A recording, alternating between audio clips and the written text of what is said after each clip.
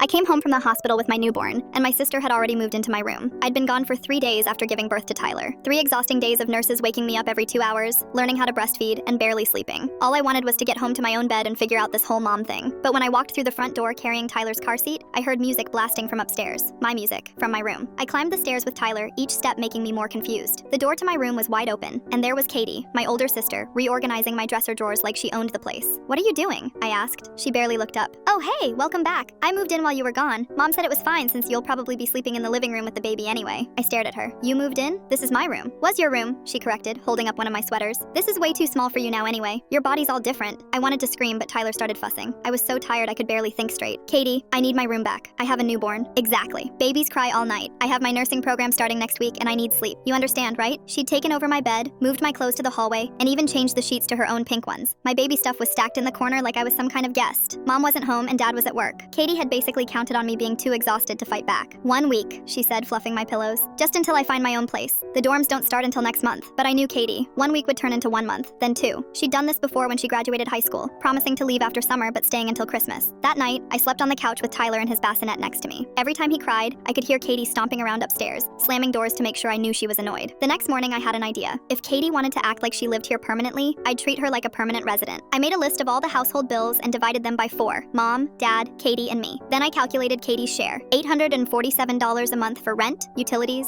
groceries, and internet. I printed out an official-looking invoice and left it on her pillow with a note. "Since you've moved in permanently, Mom asked me to give you this. First month's rent is due today. Thanks." 2 hours later, Katie stormed downstairs waving the paper. "What is this?" "Your share of the bills. You live here now, right?" "I'm not paying rent to live in my childhood home." "Then maybe you should find somewhere else to live." She crumpled up the invoice. "Mom will never make me pay this." But when Mom got home from work, I was ready. I'd calculated every expense Katie had caused in just 2 days. Extra groceries she'd bought, the higher electric bill from her constant phone charging and hairstyling, even the extra toilet paper. "She's been living here rent-free for 2 days and already cost us $73, I told Mom, showing her the receipts. Mom looked exhausted. She'd been working double shifts to help with my medical bills. "Katie, we talked about this. You said you were just visiting." "I am visiting. This is ridiculous." $847 a month, I repeated, "or she finds somewhere else to go." Katie's nursing program friend Ashley was looking for a roommate anyway. It took Katie exactly 4 hours to pack her stuff and leave after Mom sided with me. As she dragged her suitcase down the stairs, she turned around. "You're going to regret this when you're up all night alone with that baby." "At least I'll be up all night in my own room," I said, closing the door behind her. That night, Tyler and I slept peacefully in my own bed, and for the first time since becoming a mom, I felt like I could actually handle this.